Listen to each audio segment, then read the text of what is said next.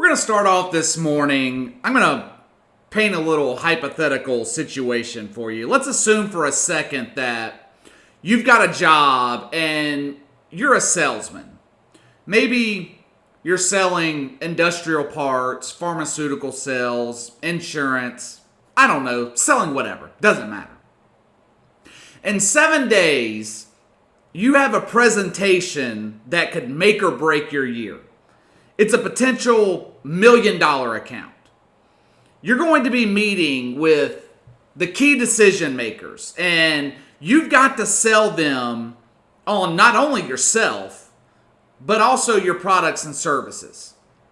You have a week to prepare for the biggest meeting of your year. That morning comes.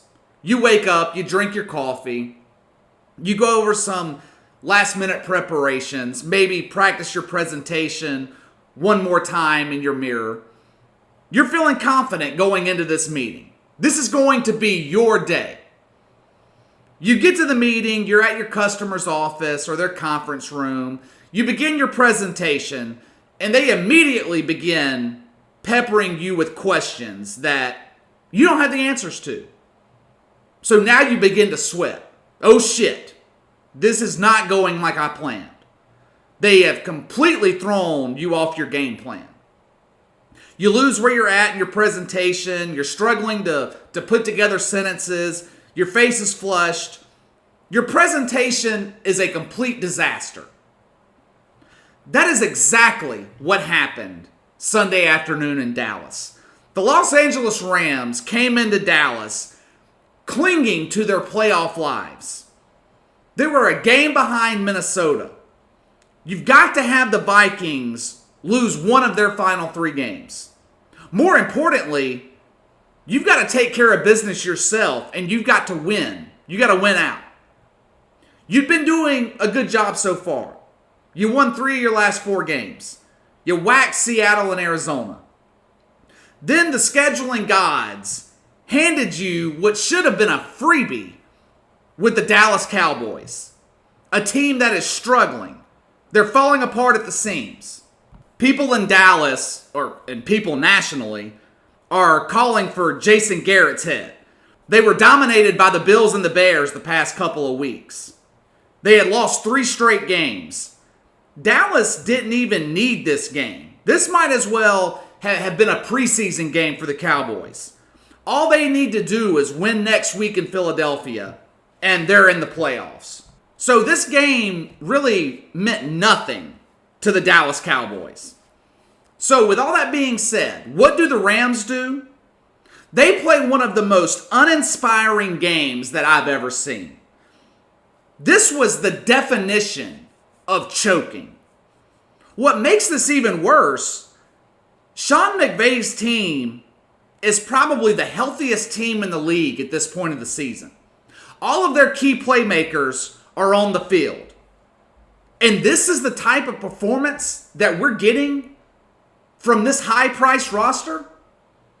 I woke up to headlines Monday morning from the Dallas Morning News talking about how Jason Garrett coached the Cowboys to their best game of 2019. For the first time this season, the Cowboys beat a winning team, a quote, winning team. And the Rams are a winning team by record only. This team is a disaster. Todd Gurley had 20 yards on 11 attempts. 20 fucking yards. He scored a touchdown in garbage time, and you would have thought that the Rams had won the game the way they were celebrating. The Cowboys were also shown several times throughout this boring game on the sideline celebrating throughout like they had just won the Super Bowl. Dallas was up 28-7 at halftime. At that point, the Rams had 3 rushing yards. 2 of those rushing yards were for Jared Goff, one of the slowest, most immobile quarterbacks in the league. Your quarterback is your leading rusher at halftime. Dallas, on the other hand, ran the ball 45 times for over 250 yards. Aaron Donald was a non-factor the entire game. Jared Goff was a non-factor. Hell, Jared Goff has been a non-factor for most of this season. Technically, the Rams aren't out of the playoff picture, but the Rams are out of the playoffs. There's no question about it. They're 2 games behind the Vikings with 2 games left to play. Unless Minnesota finds a way to collapse against Green Bay and Chicago, the Rams are going to be watching the playoffs from their couch. This is why owners in the NFL are leery to commit major money to unproven players. And yes, Jared Goff was unproven when he got that big contract this past summer. He had 1 great season, and the Rams gave him over $100 million. They committed to him long term. Sean McVay's a good coach, but NFL defenses have caught up to him. It happens all the time in this league. You remember the Wildcat offense in Miami? It dominated the league back in 2006 or 2007. The Dolphins made the playoffs that year. Most teams in the league couldn't defend it. The very next season, every team in the NFL could defend against the Wildcat. We haven't seen it since. I would expect Sean McVay to make some major changes to this offense in the offseason. Now, there was some controversy in that game in Dallas Sunday. It wouldn't be a Cowboys game without a little bit of controversy. And it had to do with the coin toss, of all things. Dallas won the toss, and Dak Prescott said that they wanted defense, meaning that they want to kick off to start the first half. They want to receive the ball in the second half.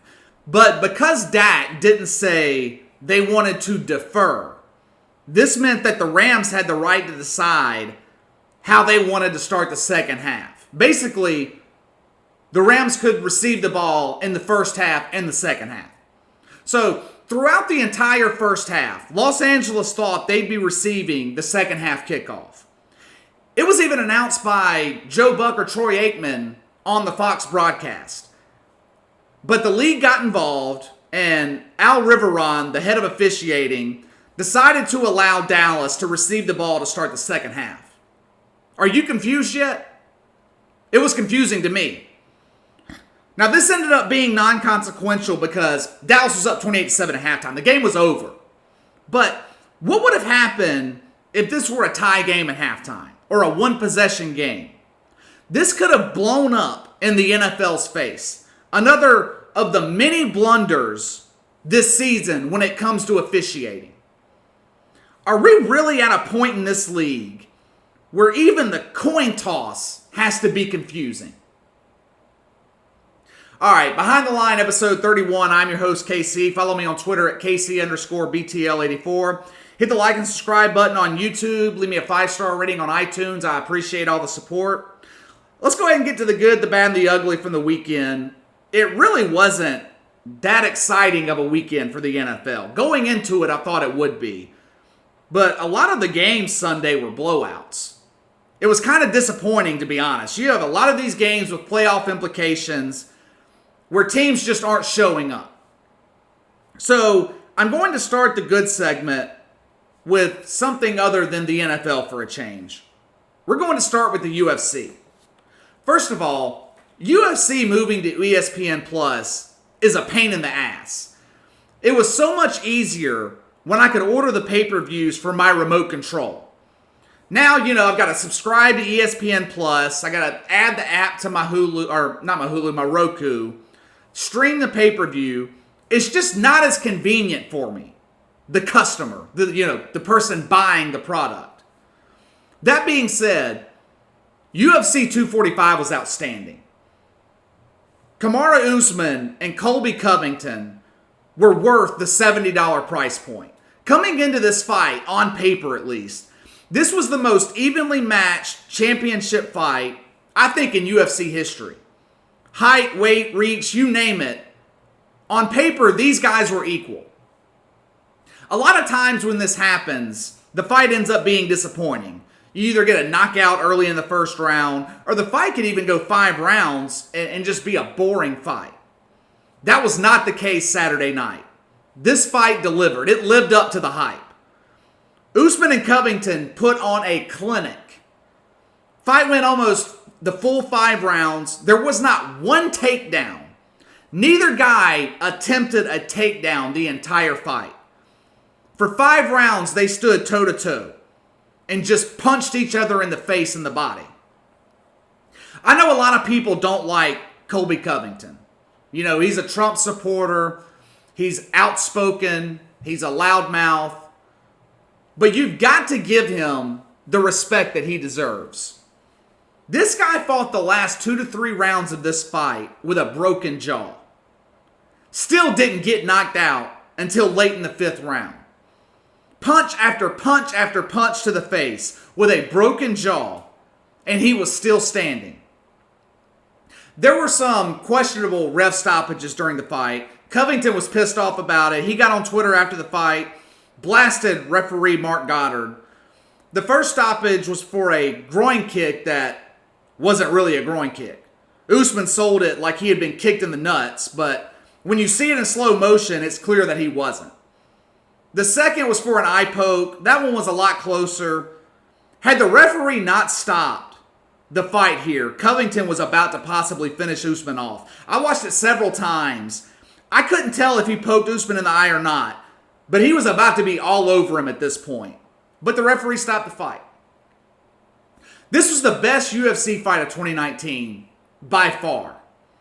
If you haven't watched it, I encourage you to go find it on YouTube. It's worth 35 minutes of your time. Now the question is, where does Colby Covington go from here? He and Dana White don't like each other, though Dana White was very complimentary towards Colby Covington after the fight. Covington's complaining about his payoffs in UFC, saying that he's not being compensated fairly. This isn't the first time that Dana White's been accused of stiffing the fighters in their payoffs. Tito Ortiz accused him of this for years.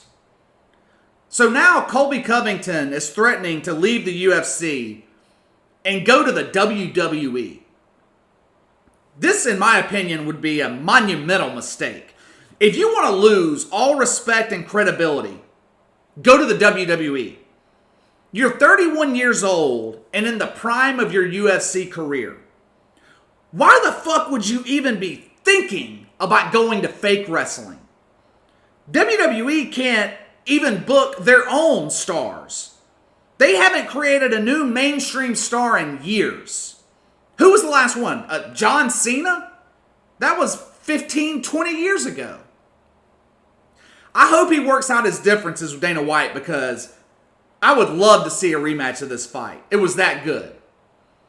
All right, let's get back to the NFL. The Buffalo Bills clinched a playoff spot Sunday night after their defense beat the Steelers. And I say that because they got very little help from Josh Allen in this offense. Running back Devin Singletary tried giving the game away a couple of times with fumbles. Very uncharacteristic of him. I think he only had 2 fumbles all season going into the game. For the 10th time this season, the Bills' defense held an opponent under 20 points. I'm not going to be too critical of the offense. I think Sean McDermott kept it conservative. He wanted to limit any potential turnovers. They started the game with a couple of passes and hit them, and it looked like we were going to see a repeat of their Thanksgiving Day performance against Dallas.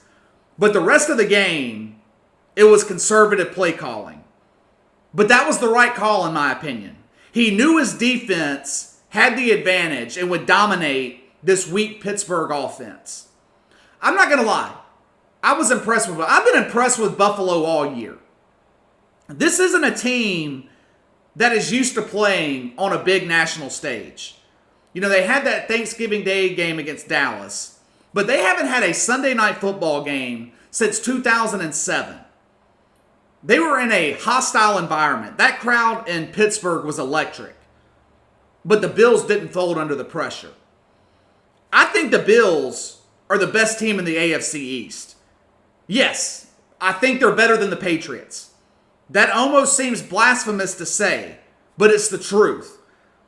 But sadly for Buffalo, they're not going to win this division. I think they have a good chance of going into Foxborough on Saturday and beating New England. But The Bills are going to have to win their last 2 games and have the Patriots lose their last 2 for Buffalo to win the division and get a home playoff game. And I just don't see New England losing to the Dolphins at home in Week 17. I know of all teams in the AFC East, it seems like the Dolphins give the Patriots the most trouble. But I just don't see New England losing to Miami at home. The thing is, I don't think that the Bills need home field advantage. Yes, it would be nice, but they have the best defense in the league, in my opinion. And they have a top 5 running game. If the playoffs started right now, they'd be traveling to Houston to take on the Texans. I think they'd win that game. I'll be honest. I think Buffalo is the second best team in the AFC behind Baltimore. I think they're better than Kansas City. I think they're better than New England. I could see a Buffalo-Baltimore AFC championship game. I really could. I think this is going to be the Ravens' year to win the AFC. But the Bills are going to be good for years to come. They've got $90 million in cap space to spend this offseason. Sean McDermott has built this team the right way through the draft. He's changed the culture in Buffalo. This team has been irrelevant since the early 90s. But I'm telling you, the Bills are going to be a dangerous team in the AFC the next few years. All right, I'm going to close the good segment with Eli Manning. The Giants blew out the Dolphins Sunday, but this has really nothing to do with the outcome of the game. That game was meaningless besides for one thing. It was likely Eli Manning's last start in a Giants uniform, especially at home. The home fans in New York gave Eli a standing ovation as he walked off the field with about 1:50 left in the fourth quarter, and then gave him another one as he left the field after the game. Now, you could see Eli Manning getting emotional on the sideline. It meant a lot to him. As much as he's been through in New York, the media and the fan base have been ruthless to him at times, highly critical of him. He was benched by Ben McAdoo for Geno fucking Smith, of all people, a couple of years ago. Eli Manning deserved to be recognized by Giants fans for his contributions to this franchise. He always handled everything with class. He is the definition of a professional. Eli Manning's the most accomplished quarterback in Giants history. There's no question about it. But is he a first ballot Hall of Famer? Now, before I move forward, I'll just go ahead and say that there's no doubt that he will be in the Hall of Fame. His last name is Manning, and he's won 2 Super Bowls. But with that being said, outside of those 2 Super Bowl runs, when he just got white hot at the right time, Eli Manning's career is the definition of mediocrity. In 15 years as a starter, he's made the playoffs 6 times. 4 of those playoff trips ended in the first round. His career record is 117 and 117. He's a 500 quarterback. The definition of mediocrity. His completion percentage is 60%. He's led the league in interceptions 3 times. My point is, for the majority of his career, Eli Manning has been far from great. Actually, he's been consistently bad. His career QBR is 54.8. Eli Manning is more equivalent of Joe Flacco than he is his big brother Peyton.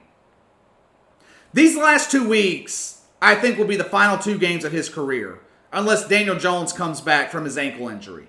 If that's the case, this would have been the last game of his career. Since his last Super Bowl in the 2011 season, Eli Manning is 48-67 with 1 winning season. A general manager would be out of his mind to bring Eli Manning on at this point.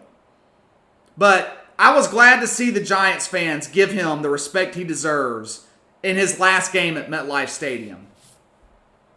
All right, let's go ahead and move on to the bad segment. I'm going to start with the Philadelphia Eagles. First of all, the NFC East should be disqualified from the playoffs. This division is an embarrassment.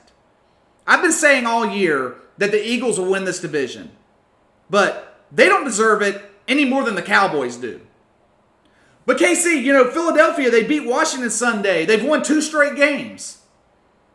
That win against the Redskins was ugly. Carson Wentz was outplayed by Dwayne Haskins for 90% of that game.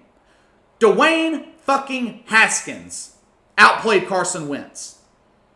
He really didn't look good until he led them down the field on the final drive of the game with the game-winning touchdown. That was as consistent as I've seen Wentz all season on that final drive. But I'm going to give Carson Wentz a pass. This offense is riddled with injuries right now. Alshon Jeffrey's out. Darren Sproles, Deshaun Jackson. They're missing an offensive lineman. I could go on and on about the injuries to this Eagles offense.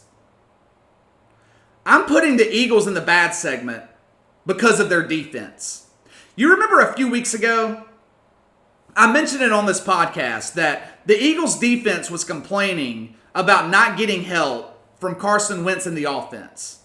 That the pressure was all on them to win games. My, how the tables have turned in Philadelphia. This defense in Philadelphia is god-awful. Gave up over 400 yards in that loss to the Dolphins a couple of weeks ago.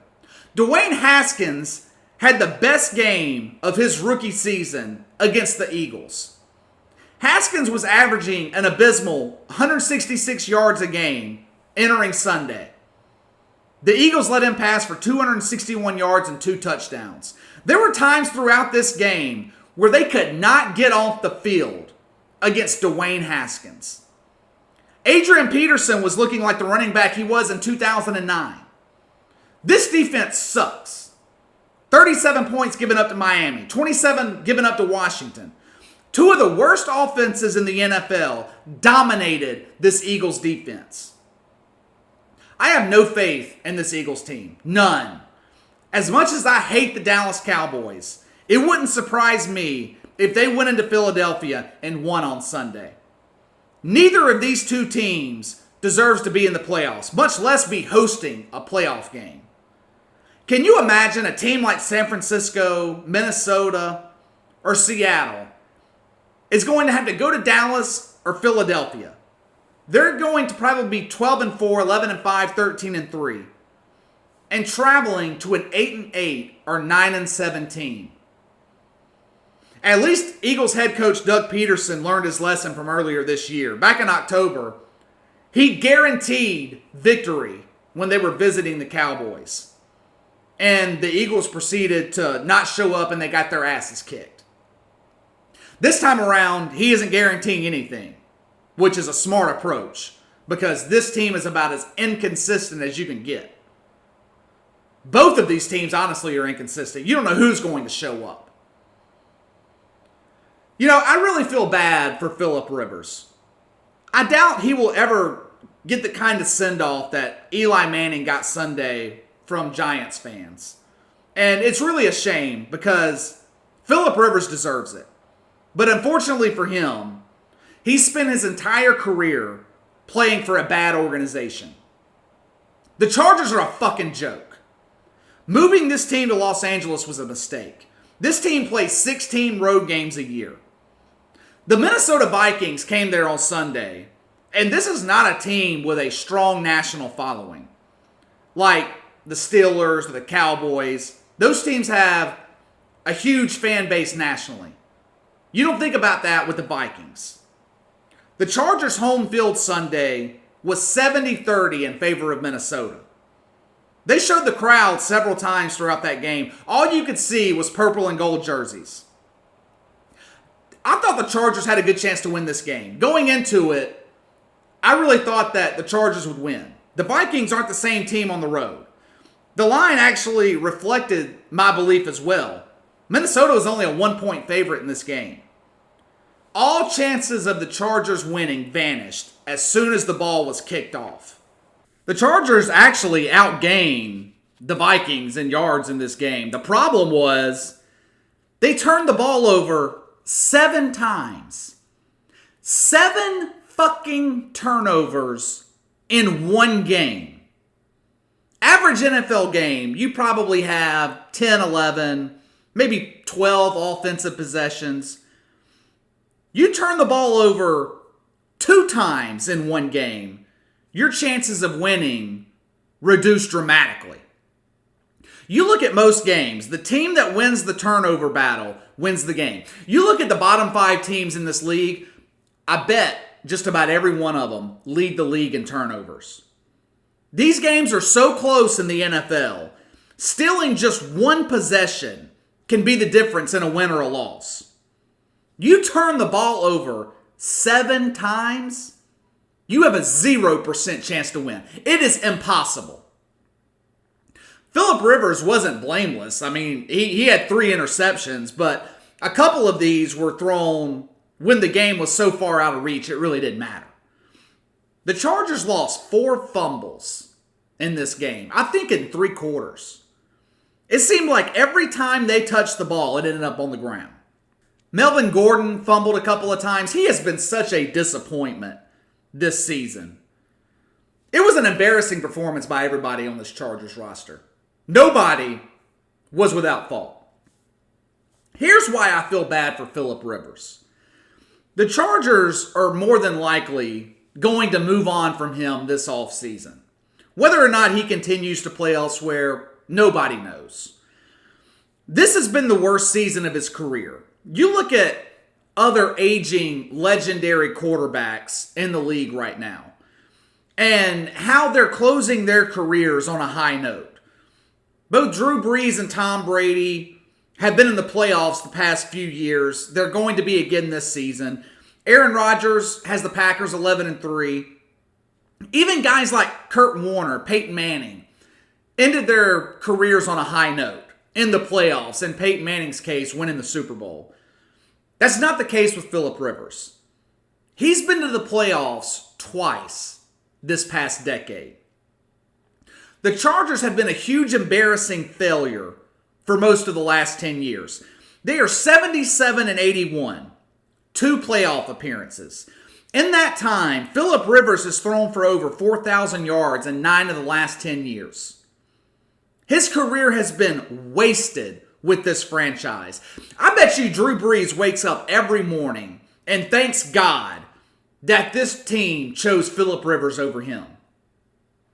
If Phillip Rivers played elsewhere, he would be a Super Bowl champion by this point in his career. But sadly for him, he's going to have a legacy similar to that of Dan Marino, except Dan Marino actually made it to 1 Super Bowl. Phillip Rivers is going to have a career with great numbers. He's thrown for close to 60,000 yards, but he's going to go down as the guy that could never win the big game, could never get to that Super Bowl. I'm going to close out the bad segment with the San Francisco 49ers. Sunday's game against the Falcons was a classic letdown spot. Kyle Shanahan was even preaching this to his team all week. Do not overlook the Falcons. They had already upset the Saints in New Orleans this year. This Atlanta Falcons team is not a bad football team. They are better than their record shows. San Francisco was coming off of an emotional win in New Orleans. They were supremely confident, and their pride came before their fall. If you're the 49ers, you cannot lose this game. Here's why. You just allowed Seattle, New Orleans, and Green Bay to have a clear path to the number 1 seed. San Francisco closes the season against the Rams and the Seahawks. The Rams just got embarrassed against the Cowboys. If you've been listening to this podcast, then you already know what happens the following week when a team gets embarrassed. They come out hungry. They come out focused. Now, whether or not that happens with the Rams, I have my doubts. Their season's over. They had high expectations coming into this year. Their season is over and done with. I think San Francisco can win that game. But now the game against Seattle has major implications in terms of playoff seeding. It's in Seattle. The Niners will be on the road in a tough environment. The Niners lose that game, they drop to the number 5 seed. They've got to go on the road in the playoffs. No first round bye, no home game.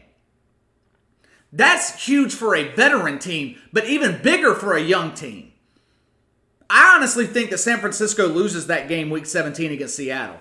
This defense struggles against mobile quarterbacks. Kyler Murray gave them problems. Both Russell Wilson and Lamar Jackson have already beaten them this season. What's more concerning with me for San Francisco is the defense. This defense has been the strength of the team all season. The Saints put up close to 500 yards on them. Sunday, they couldn't stop Atlanta from winning that game. This defense in San Francisco is good, but it's not as intimidating as it was 3 weeks ago. I think it's going to be on Jimmy Garoppolo to carry this team through the last 2 weeks of the season. If the 49ers drop to the 5 seed, I don't like their playoff chances. This is a young team. Do you think that they can go to Lambeau Field and win in January? You think they can travel to Seattle and win in January? I know they won last week in New Orleans, but the playoffs are different, especially in that dome. It's a different type of pressure. Like I said earlier, it's tough to win on the road in the playoffs with a veteran team, much less a young team, with a young head coach, young quarterback. You have youth all over this roster. It's going to be interesting to see how the NFC playoff picture shapes up over these next 2 weeks. But let's go ahead and get to the ugly segment. The off-the-field distractions have caught up to the Cleveland Browns. They were absolutely drugged by the Cardinals Sunday. Watching that game, it looked to me like the Browns had just given up. They went down double digits early, and it appeared that once the wind was let out of their sails, they just quit on that game. Odell Beckham was dropping passes. It looked like they were giving up on plays defensively. This team in Cleveland is a disaster. We've talked about it all year. Apparently, I wasn't the only one who noticed that the Browns had given up, because Kareem Hunt noticed as well. He came out after the game and said that several players he noticed were taking plays off. They weren't giving 100%, weren't playing through the whistle. This is a damning indictment. This is another damning indictment against Freddie Kitchens. You would think so, right? Wrong. There are reports surfacing that Freddie Kitchens' job is safe, that he will be brought back next season. I could not believe it when I read it this morning. After everything that has gone on this season, you're going to bring this bum back. I shouldn't be surprised. This is the Cleveland fucking Browns that we're talking about. It's just like them to bring back a loser for a head coach. Jarvis Landry, their star wide receiver, one of the best players on this team, was seen having a heated confrontation with Freddie Kitchens on the sideline Sunday. Got all up in his face. He was pissed off that he wasn't more involved in the offense. Every week, it seems that we're hearing things like this out of Cleveland. But wait, it gets even worse. Last week, I talked about Odell Beckham begging teams during pregame warmups to get him out of Cleveland. Now we have NFL.com's Mike Silver reporting that multiple Browns players were heard yelling towards the Cardinals sideline during the game to get them out of Cleveland. They were begging them to take them during the fucking game. And you want to bring back Freddie Kitchens? A guy that most of this roster can't stand to play for? You've got half the damn roster begging to get off of this team. Am I the only one that thinks this is a ridiculous decision? The Cleveland Browns haven't made the playoffs since 2002. The franchise that abandoned this dump in Cleveland, the Baltimore Ravens, have won multiple Super Bowls, and it appears that they're on their way to another one this season. Cleveland's on a 17-year playoff drought. You have one of the most talented rosters in the NFL, and you're 6-8. You have guys begging to get off this team. And you want to bring back the redneck head coach that these players are begging to get away from? Only in Cleveland. Only in Cleveland. I'm going to close out today with the Oakland Raiders, soon to be the Las Vegas Raiders. The Raiders played their final home game in Oakland Sunday. It's beyond wrong, in my opinion, that this team is leaving Oakland. The Raiders have bounced around more than any other team in the league. Oakland to Los Angeles to Oakland, now to Las Vegas. The city of Oakland has supported this team when most other American cities would have given up on them. This second stint in Oakland has been mired in losing seasons. The Raiders moved back to Oakland in 1990. In that time, they've made the playoffs just 4 times. 1 Super Bowl appearance in which they lost to John Gruden, ironically enough. Only 6 winning seasons in 29 years.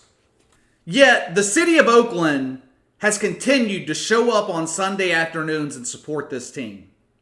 How does Mark Davis, the Raiders owner, repay this loyalty?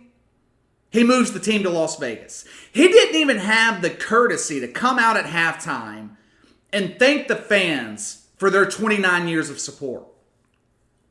So it was only fitting in the final game in Oakland that the Raiders do what they do best and find a way to lose a game that they led for 95% of the game. Their kicker missed 2 field goals, including one with under 2 minutes to go, would have given them a 6-point lead. This shitty-ass defense let Gardner fucking Minshew drive the field in less than a minute and score the game-winning touchdown. The Raiders had 10 drives in Jacksonville territory, managed to score 16 points. The people of Oakland do not deserve to lose this team. If any team should be moved to Las Vegas, it should be the Chargers. Why would you move a franchise with a supportive fan base? No one in Los Angeles gives a fuck about the Chargers. Hell, no one in Los Angeles gives a fuck about the Rams. LA doesn't need 2 NFL teams. I remember after Katrina when Tom Benson was just contemplating moving the Saints out of New Orleans. The city wanted his blood. Thankfully, the NFL stepped in and realized how important the Saints were to the Gulf Coast, and moving them after Katrina would be devastating to this region and to the city of New Orleans. I feel the same way about the Raiders. They're synonymous with the city of Oakland. It's funny how our sports teams take on the identity of the city that they're in. Chicago is a brutally cold, windy city. The Bears are known for their brutally tough defense. New Orleans is a flashy party city. The Saints are known for their flashy offense. Los Angeles is Hollywood. You had the Showtime Lakers in the 80s. I think Mark Davis is making a mistake moving this team to Las Vegas. I guess only time will tell. But I think it's wrong to take away this team from the city of Oakland. All right, that's all for today, guys. I'll be back Friday morning. Until then, hit the like and subscribe button on YouTube. Leave a 5-star rating on iTunes. If there's anything that you guys want me to cover, leave me a comment in the section below, or you can hit me up on Twitter at KC_BTL84. I will see you on Friday morning.